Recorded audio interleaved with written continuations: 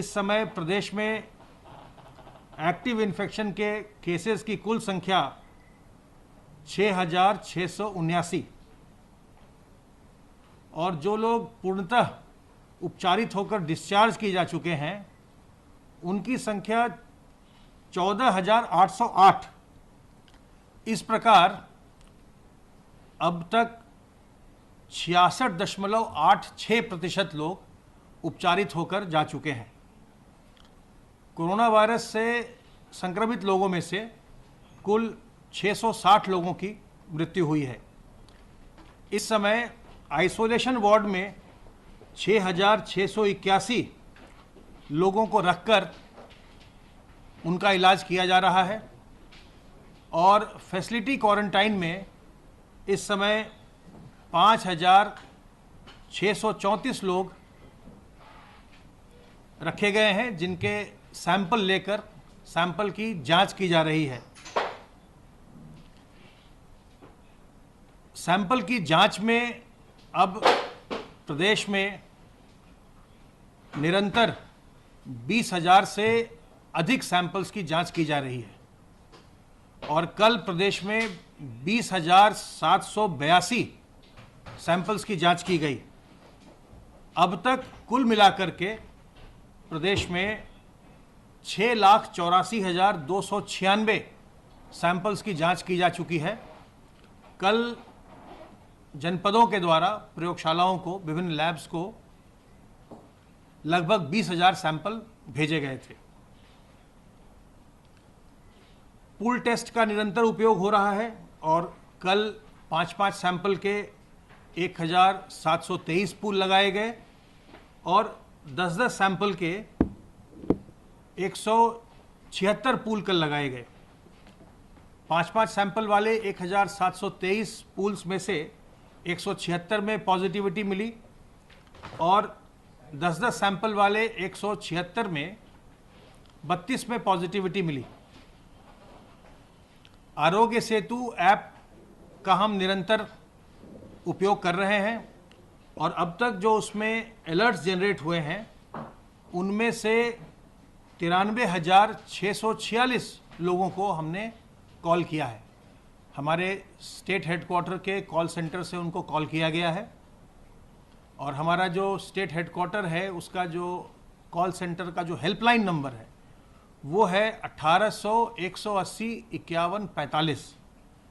आप अगर अपने आप में या किसी पड़ोसी में, किसी निकट संबंधी में, मित्र में अगर आप कोई लक्षण देखते हैं, अगर उनकी सांस फूल रही है, अगर उनको ज्वर हो रहा है, अगर उनको खांसी आ रही है लगातार, तो इस नंबर पर कॉल करिए और हमारे विशेषज्ञों की सलाह लीजिए 1800-180-5145। और अगर हमारे विशेषज्ञ आपको बताते हैं कि आपको अपनी जांच करानी चाहिए तो निकट के सरकारी अस्पताल में जाइए, अपनी जांच करवाइए और अगर संक्रमण है तो अपना इलाज करवाइए। जांच की व्यवस्था और इलाज की व्यवस्था राज्य सरकार के द्वारा बिल्कुल निःशुल्क है। आशा वर्कर्स निरंतर प्रवासी कामगारों की ट्रैकिंग कर रही हैं और अब तक इनके द्वारा 19 लाख से ज़्यादा प्रवासी कामगारों की ट्रैकिंग की जा चुकी है। 19,01,712 प्रवासी कामगार घर पर जाकर के ट्रैक किए गए, उनका हालचाल पूछा गया, लक्षण पूछा गया। इनमें से 1,664 सिम्टोमेटिक मिले और उनमें से अभी तक 1,253 की जांच की जा चुकी है, जिसमें 231 पॉजिटिव और 1,022 नेगेटिव आए हैं। सर्वेलेंस का कार्य हमारा निरंतर चल रहा है। अब तक हम 23,604 एरियाज़ में, जिसमें 8,942 हॉटस्पॉट और 14,662 नॉन हॉटस्पॉट के इलाके हैं, उनमें हमने सर्वेलेंस का कार्य किया है। 1,49,840 टीम दिवस के माध्यम से 1,09,93,288 घरों का सर्वेलेंस किया गया, जिसमें 5,60,53,424 लोग रहते हैं। अब हम सर्वेलेंस के कार्य को एक दूसरे लेवल पर ले जा रहे हैं और जुलाई के महीने में एक बहुत ही बड़ा अभियान चलेगा जिसको हम मेरठ मंडल से प्रारंभ करेंगे और उसके पश्चात बाकी के 17 मंडल में भी इसको हम प्रारंभ करेंगे। और प्रदेश के जैसे पल्स पोलियो में घर घर जाकर के टीमें करती हैं, वैसे हम घर घर जाकर के सभी घरों का सर्वेक्षण करवाएंगे। और उस सर्वेक्षण में हम न केवल जो लक्षणात्मक व्यक्ति हैं, जो एरिया कंटेनमेंट जोन में होंगे, कंटेनमेंट जोन के जो ILI केसेस हैं, सारी केसेस हैं, उन सब की पहचान की जाएगी। जो नॉन कंटेनमेंट जोन है उनमें सारी केसेस की पहचान की जाएगी, जो सीवियर एक्यूट रेस्पिरेटरी इलनेस कहते हैं, उसकी पहचान की जाएगी। इसके अलावा एक जो और बड़ा काम किया जाएगा, वो समस्त इलाकों में जो कोमॉर्बिडिटी है उसकी पहचान भी की जाएगी।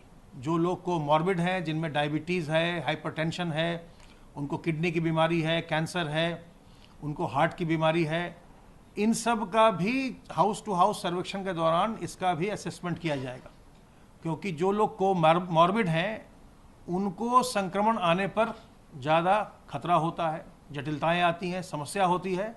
तो इसलिए हम उनकी रिस्क प्रोफाइलिंग करना चाह रहे हैं और जिनमें भी कोमॉर्बिडिटी पाई जाएगी उनको हमारी टीम उसी समय सतर्क करेगी कि आप इसमें सावधानी बरतें और घर से बाहर अनावश्यक न निकलें। अगर निकलें, आवश्यकता पड़ी जाए निकलने की, तो अपने मुंह और नाक को ढक कर रखें। मास्क से ढकें, रुमाल से ढकें, दुपट्टे से ढकें, गमछे से ढकें, लेकिन मुंह और नाक को हमेशा सार्वजनिक स्थलों में ढक कर रखिए। और कहीं भी जाइए, लोगों से 2 गज की दूरी बनाकर रखिए। ये संक्रमण से बचाव का बहुत बड़ा मंत्र है। 2 गज की दूरी, मास्क है जरूरी। और इसके अतिरिक्त अपने हाथ को साबुन और पानी से निरंतर धोते रहिए। जो संक्रमण फैलता है इसके 2 तरीके हैं। एक तो जब हम किसी संक्रमित व्यक्ति से के पास जाते हैं और उससे हम बातचीत करते हैं, जब वो बोलता है या खांसता है या छींकता है, तो उसके मुंह और नाक से जो ड्रॉपलेट्स निकलते हैं वो हमारे मुंह और नाक और आंख के रास्ते हमारे शरीर में प्रवेश करते हैं और फिर हम संक्रमित हो जाते हैं। इसलिए अगर आपने संक्रमित व्यक्ति से दूरी बना रखी है, अगर आपने किसी भी व्यक्ति से आप मिलते हैं, अगर आप 2 गज की दूरी पर हैं और आपने मुंह और नाक को आपने मास्क से, रुमाल से, गमछे से, दुपट्टे से ढक रखा है, तो वो जो विषाणु निकलेंगे संक्रमित व्यक्ति से वो आप में प्रवेश नहीं करेंगे। और जो संक्रमित व्यक्ति हैं अगर उन्होंने भी लगा रखा है मास्क, तो इसकी संभावना बिल्कुल ही समाप्त हो जाती है। इसलिए मास्क को लगाना बहुत आवश्यक है जब भी हम सार्वजनिक स्थलों में जाते हैं। इसके अलावा दूसरा रास्ता जो संक्रमण का होता है वो ये है कि जो संक्रमित व्यक्ति जब छींकता है, खांसता है, बोलता है, तो जो सरफेसेस हैं, सतहें हैं, उन पर वो जो नोज़ और आईज से, मुंह और नाक से जो ड्रॉपलेट्स निकलते हैं वो उस पर गिरते हैं। यहाँ अगर कोई संक्रमित व्यक्ति अगर यहाँ बैठ के बातचीत करेगा, बोलेगा, छींकेगा, खांसेगा, तो इस टेबल पर संक्रमण फैलेगा, इसमें विषाणु गिरेंगे। और जब हम इस टेबल को आते हैं और हम जब इन सतहों को हाथ से छूते हैं तो हमारे हाथ पर वो विषाणु आ जाते हैं। और फिर जब अपने हाथ से अपने चेहरे को, आँख को, नाक को, मुंह को जब छूते हैं तो विषाणु हमारे शरीर के अंदर चले जाते हैं और हम संक्रमित हो जाते हैं। इसलिए अगर हम अपने हाथ को साबुन पानी से बार बार धोते रहें तो जो हाथ में विषाणु आए वो समाप्त हो जाते हैं।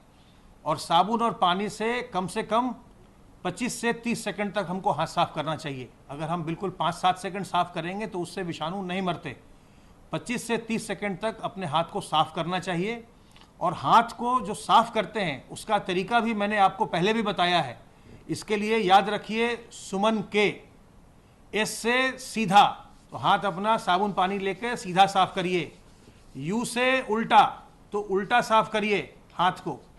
एम से मुट्ठी, अपनी मुट्ठी को साफ करिए। ए से अंगूठा, अपने अंगूठे को साफ करिए।